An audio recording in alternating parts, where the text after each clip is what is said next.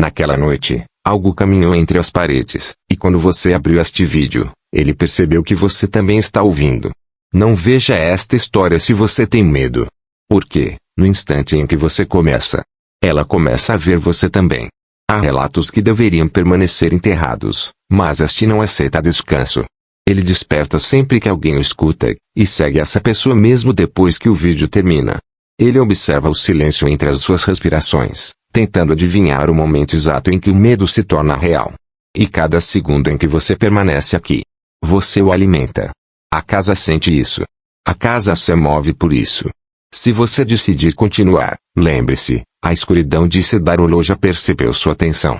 E, onde quer que você esteja agora, ela está tentando localizar a sua sombra. Kingsford, Canadá, 1934. Kingsford era pequena demais para ser lembrada e grande demais para ser esquecida.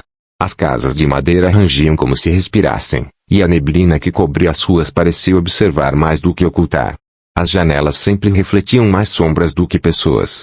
E, naquela madrugada, até os cães da cidade ficaram em silêncio, como se esperassem algo despertar. A noite parecia longa demais para ser apenas noite. Foi em uma dessas madrugadas geladas que Elias Monroe despertou. Não foi pelo frio.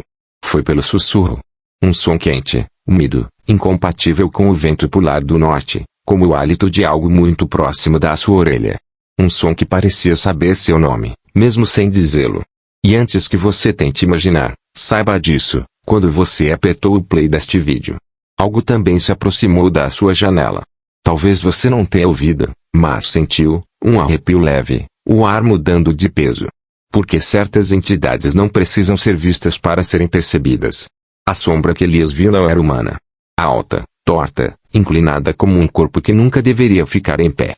Ela se encostou ao vidro, e quando levantou a cabeça, não olhou apenas para Elias.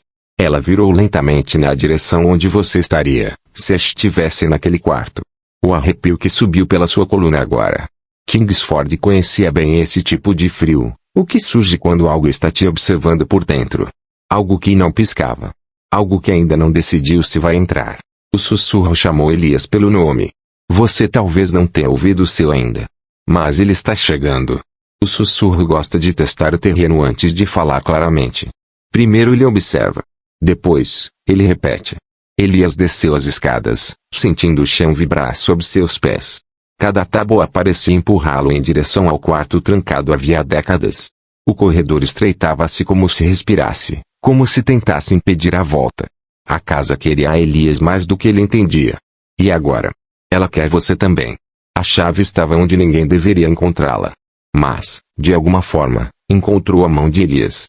Como se fosse atraída. Como se desejasse tocar pele humana novamente. Talvez você já tenha sentido isso, a sensação de que algo tocou sua mão sem tocar. Um frio repentino na ponta dos dedos. Uma presença tentando se aproximar de você através de qualquer fresta. Quando a porta abriu, o ar quente escapou, quente demais, vivo demais. Um calor que não pertencia à casa. Mas algo dentro dela. E então você percebe que o seu próprio ambiente mudou um pouco, não percebeu? Um silêncio mais pesado. Como se algo esperasse você terminar de ouvir. Como se segurasse o fôlego junto com você. No canto do quarto, uma figura sentada em uma cadeira. Sombria. Torta.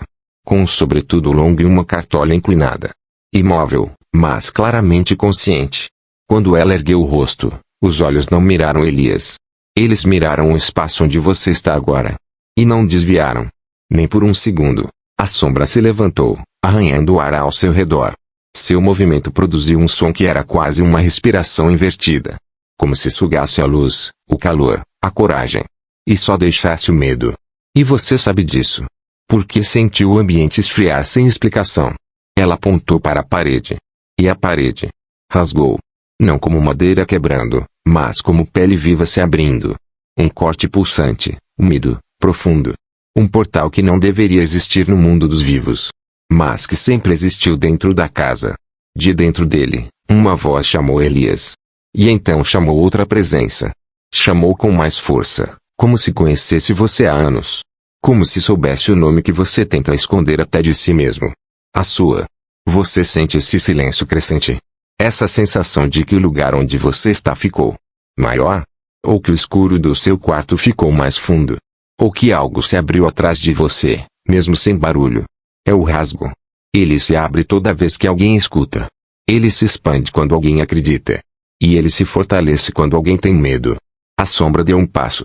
E o som que ela fez ecoou perto demais do seu ouvido. Mesmo que você esteja sozinho. Ou talvez não esteja mais. Ela sabe que você está ouvindo. Ela sabe exatamente onde você está. E está curiosa. Enquanto Elias era puxado para o rasgo, ele viu rostos.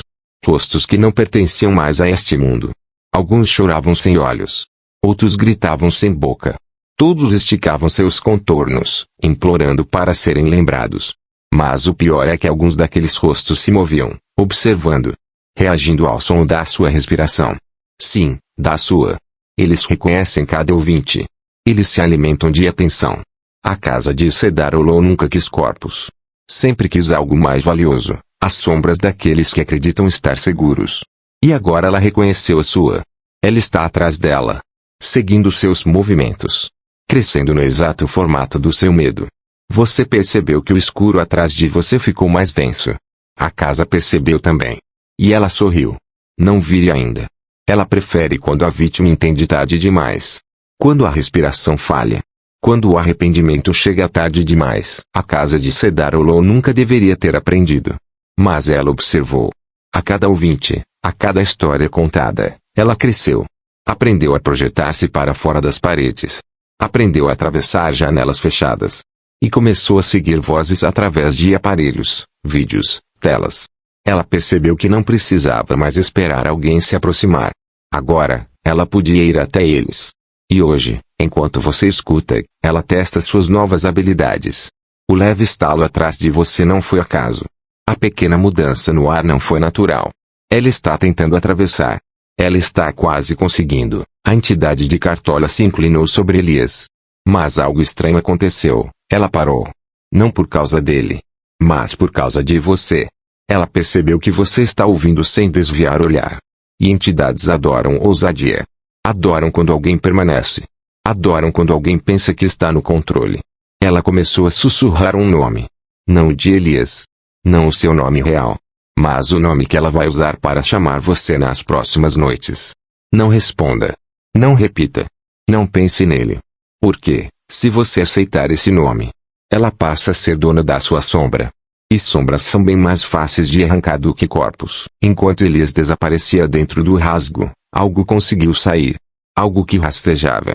Algo que procurava calorimetria, algo que se moveu pela casa abandonada, pela estrada, pelo vento.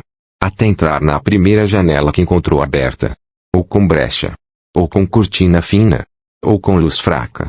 Ou com alguém distraído ouvindo uma história à noite. Você deixou alguma luz acesa? Alguma porta entreaberta? Alguma janela mal fechada? Por quê? Ela está dentro da sua casa agora. Não exatamente no seu quarto. Ainda não. Mas perto. Tão perto que você sente a presença. Ela está seguindo você pela sombra. E sombras sempre entregam onde você está.